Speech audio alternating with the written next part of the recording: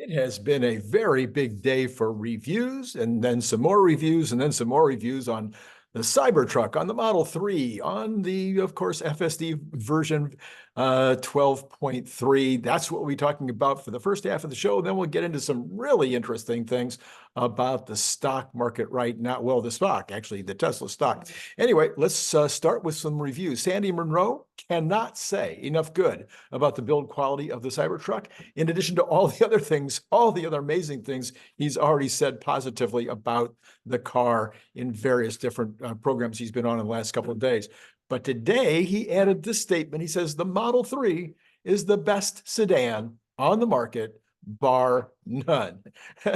Then Out of Spec did his review on Cybertruck after 4,500 miles. And he was not just over the top enthusiastic. He just went on and on about so many aspects of the Cybertruck. You want to probably take a look at that video. Anyway, he did interestingly say at the end that he likes the Rivian just a bit more. Now that raises an interesting thing to think about. Tesla can make absolutely the best, most high-tech cars in the world, make them very cool, make them very interesting, and give them all kinds of creature comforts and the best stereo and all the rest. And everybody can agree on that. You can have, one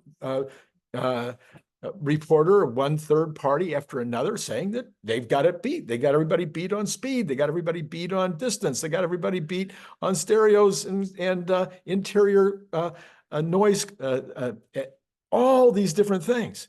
But that isn't always going to be what somebody wants to buy. In fact, I'll give you two great examples. I bought a couple of Jags.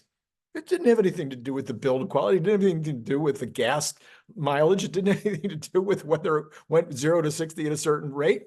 I bought them because I always wanted one. That was it. It was just as simple as that. And then earlier in my life, I bought a Mazda tiny little station wagon. I didn't like tiny little station wagons. I didn't like tiny little cars at all. And I do like power. Mazda Wankels, those were not powerful vehicles. Now, they did pretty well when you're already going 70, and I proved that a couple of times, but 0 to 60, no, not very good. Why did I buy those two Wankel cars? Because they were Wankels and I wanted them. So people are going to buy cars for a whole range of reasons.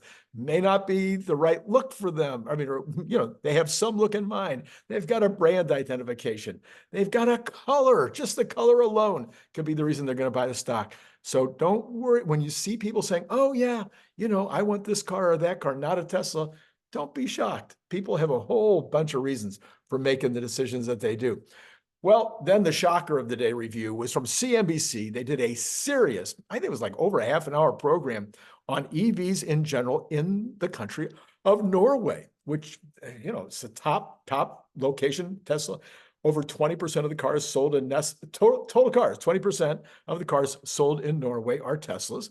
And it was super complimentary about Tesla from the beginning to the end, all about their charging stations and the quality of the cars, and people talking about how once you buy a Tesla, you'll never buy anything else. It was great. Well, it was an amazing advertisement for Tesla.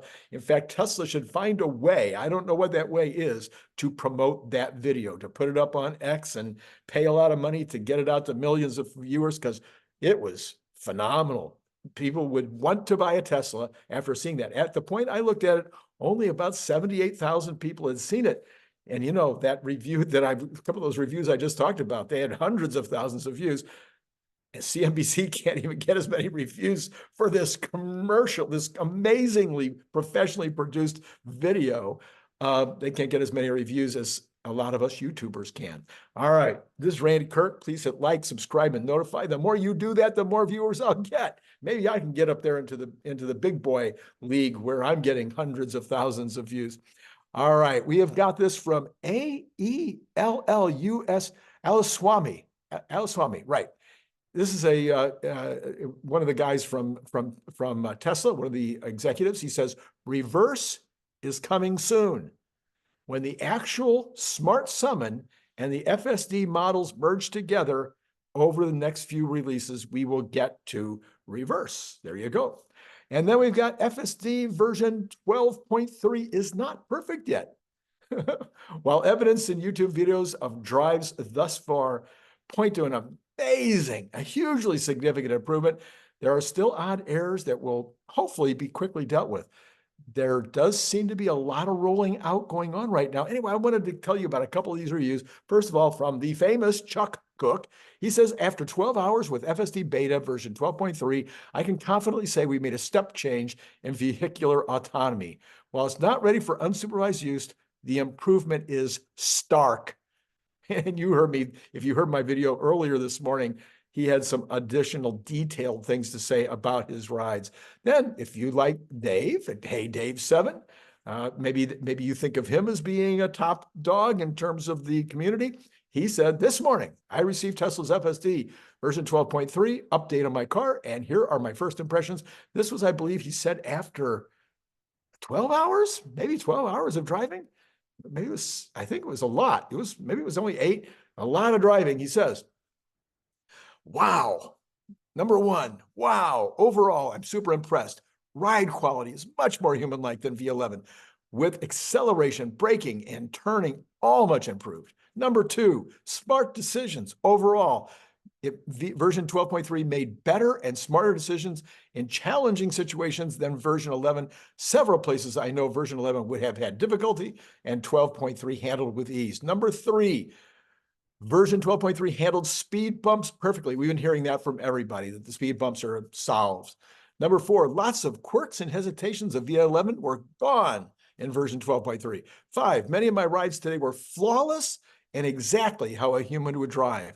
V11 still had rigidity, completely gone in version 12.3. Overall, I'm quite blown away by 12.3. This is Dave talking about again.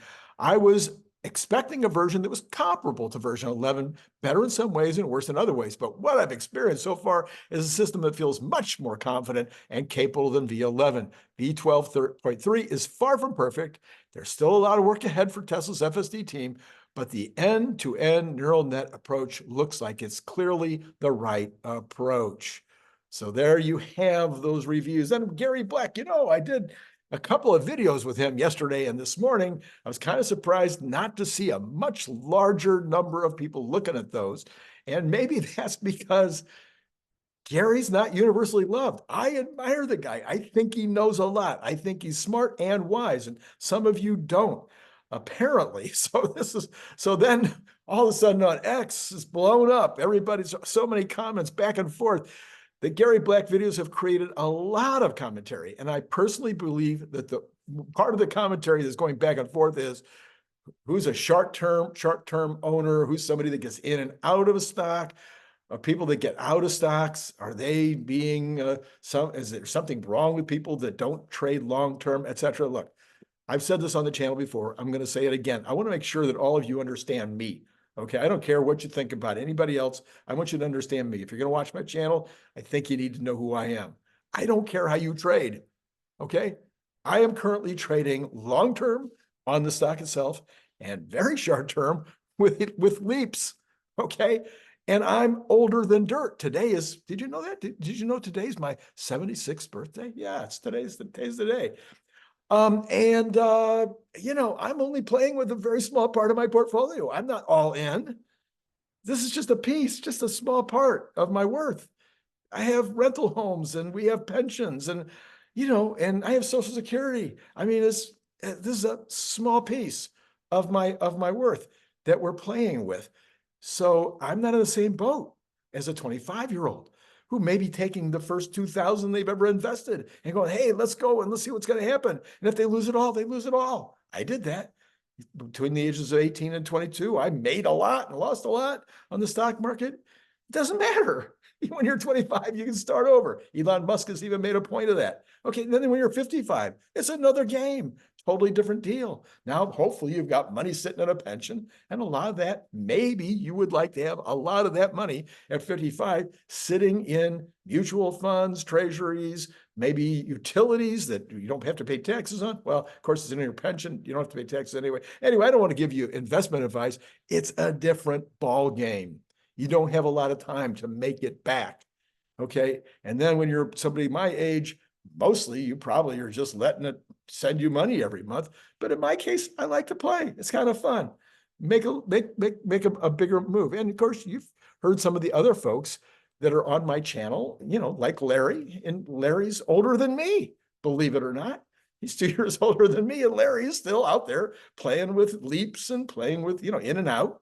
It's because he's enjoying himself. It's just fun. So let's not get all upset with one another about whether you're long-term, short-term, in-between term, playing options, maybe you're even shorting. Oh my gosh, Elon hates the shorts, but okay, it's a play. It's part of the options that are available out. Part of the options, get it? Okay. There has been a long running trial. Now, remember, I had graduated from UCLA Law. A long running trial where a Tesla employee claimed he was the victim of racial harassment, and I'm pretty sure he might have been. And he went before and he also said that his managers were not, taking care of it. They weren't paying particularly big attention to it. They weren't taking it seriously, and they weren't really solving it. So he got a lawyer, the lawyer sues, and a jury hands him an award for $127 million. $127 million, an eighth of $1 billion. Okay, so the folks at Tesla said, no. And so we had a second trial, and the new jury came in at 3.2. Now you might say, wow, that's a much better decision. It's a horrible decision. $3.2 million. Okay, let's find out what these guys said about him. It centers on allegations that Tesla didn't take enough action to stop a racist culture at a factory located near San Francisco. That would be the Fremont factory. Diaz is the guy's name. He alleged he was called the N-word more than 30 times, shown racist cartoons, and told to go back to Africa during his 9-month tenure at Tesla that ended in 2016. All right? 3.2 million. Can anybody come up with any intelligent reason? Tell me below in the comments why anybody should get $3.2 million for that. I've been called lots of names in my life. I've been bullied.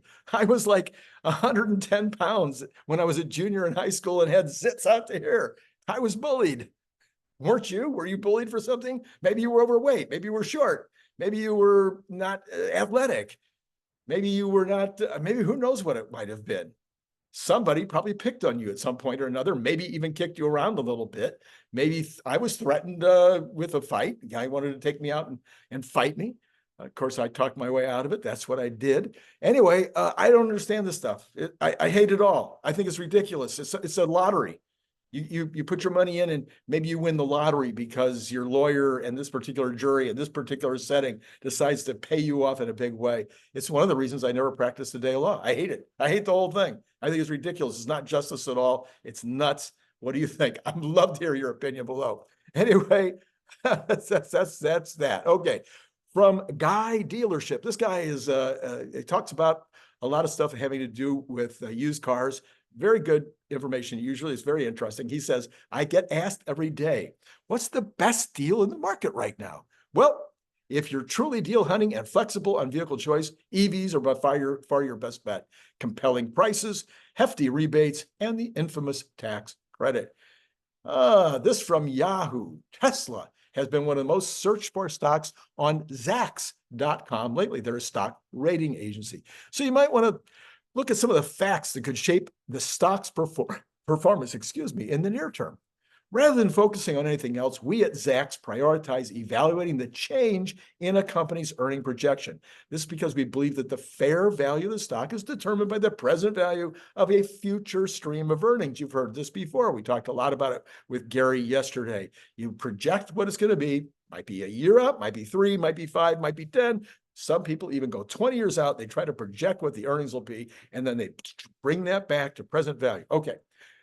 This article goes on. We essentially look at how sell-side analysts covering the stock are revising their earnings estimates to reflect the impact of the latest business trends. And if the earnings estimates go up, then you give a higher value. If the earnings estimates go down, then you give a lower value. A high fair value than the current market price drives investor interest in buying the stock, leading to the price moving higher. This is why empirical research shows a strong correlation between the trends in earnings estimate revisions and near stock price improvements. So Tesla is expected to post earnings of 64 cents per share for the current quarter. That's a year-over-year change of negative 24.7%. And over the last 30 days, the Zack's consensus estimate has changed by 5.2%. The consensus earnings estimate of $3.06 for the year indicates a year-over-year change of down 1.9% compared to what it was. The estimate has changed 3.9% over the last 30 days. For the next fiscal year, the consensus earnings estimate is $4.02, indicating a change of plus 31.5% from that Tesla is expected to report a year ago. Over the past month, the estimate has changed down 3.1%. With an impressive externally audited track record, our proprietary stock rating tool, the Zack's rank, is a more conclusive indicator of a stock's near-term performance as it effectively harnesses the power of earnings estimate revisions. The size of the recent change in the consensus estimate, along with 3 other factors related to earnings estimates, has resulted in Zack's rank number 3, which is a hold for Tesla. So the number 3 means a hold. Tesla is graded C on this front as far as valuation, indicating that it's trading at par with its peers. Click here. Bottom line, the facts discussed here and much other information on Zacks.com might help determine whether it's worthwhile paying attention to the market buzz about Tesla. However, its Zack's rank number 3 does suggest it will perform in line with the broader market. Okay, so that's what Zack's is saying. So we know that Tesla sometimes goes up and down with the Cathie Woods. That's my belief. Nobody else agrees with me, or at least nobody else challenges me one way or the other, says, yeah, Randy, I've noticed that. And nobody goes, no, I've never seen that. But I'm telling you, I look at it every single day. On this channel, we report it every single morning, and it commonly is going along with the Cathie Wood stocks. Other times, back in the fall, in the early winter, it seemed to be following more of the NASDAQ by a margin up or down. And then it came back and started following the Cathie Woods again, or seemingly being more in line. This is suggesting they think it'll go more with the overall market, but I've never seen that happen with Tesla. So it'll be interesting to watch over the next few weeks to see what happens. Okay, so earlier today, I mentioned it a couple of times. I'm sorry, I'm not going to talk about the Gary Black video. You should go watch both of those videos. They're really, really good. But what I want to tell you about now is I did a bots video earlier. Okay, I know we're doing a lot of bots videos. You really, really need to stay on top of the bots thing. I mean, maybe not. If you're a long-term investor and you're just like, well, when the bots happen, I'll get rich. That's true. When the bots happen, you will get rich. But personally, my idea is you always stay totally on top of the company's most important aspects. And that's what we try to do on the show. The bots are the most important aspect. So I'm going to be reporting a lot on the bots. And this afternoon's program that I did just a few hours ago, it was chock full of, I think, really good up-to-date stuff that's going on with the bots that you're just probably not going to find anywhere else, because I'm digging around looking for anything I can find. Okay, that's it. There's the card right there if you want to go get that. And I am done for the Saturday. My birthday party can begin now, and I'll see you guys tomorrow. It's been great talking to you.